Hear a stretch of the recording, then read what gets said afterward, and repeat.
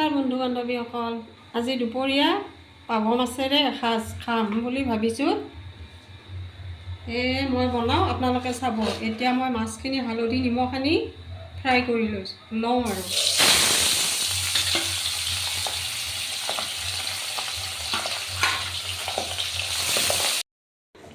মাছখন বহাই দিওঁ, আপোনালোকে চাব।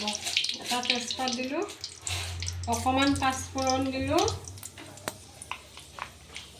এতিয়া মই ইয়াত পিঁয়াজ এটা, আদা অলপ, নহৰু অলপ পেষ্ট কৰি লৈছোঁ, এইখিনি ইয়াত দি দিম।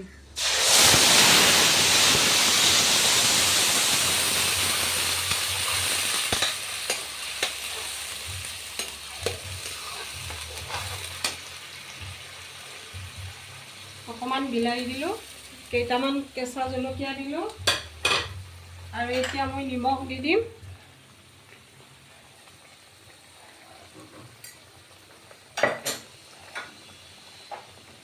অকণমান জিৰাৰ গুড়ি দিম।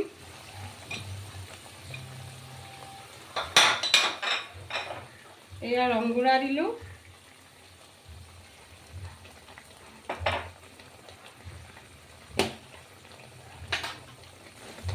এয়া জলকীয়াৰ গুড়ি দিলোঁ অলপ,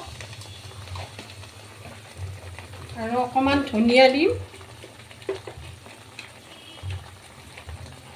এনেকৈ আপোনালোকেও বনাই খাবচোন। আজি মানে কি হ'ল, আমাৰ ঘৰত খোৱা মানুহো নাই, মাক পুতেক দুজন। সেয়ে ভাবিলোঁ সংক্ষেপে খাম আৰু। মানুহ চববিলাক থাকিলে ভাল লাগে, অকলে তেনেকৈ বনাই খাব মনেই নাযায়। তথাপি আৰু উপায় নাই ন। ভালদৰে আপোনালোকে এনেকৈ ভাজি ল'ব, ভালদৰে ৰঙাকৈ। আৰু তেলটো ওপৰত উঠিলে অকণমান পানী দি দিম মই এতিয়া, চাব।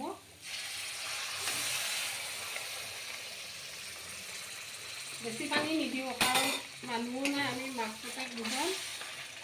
আৰু তাৰপিছত এইখন মানে চব্জিত বেছি পানী দিলে ভাল নালাগে। মাছখিনিৰ লগত পিঁয়াজখিনি আৰু মছলাখিনি লাগি থাকিব লাগে। এয়া মোৰ হৈ গ'ল পাবদা মাছৰ চব্জি। আপোনালোকৰ যদি মোৰ ভিডিঅ'টো চাই ভাল লাগে, লাইক কমেণ্ট ফ'ল' কৰিব। আৰু যদি এনেকৈ বনাই খাব ইচ্ছা কৰে, তেতিয়াহ'লে মোৰ ৰেচিপিটো চাব আৰু বনাব। Bye bye.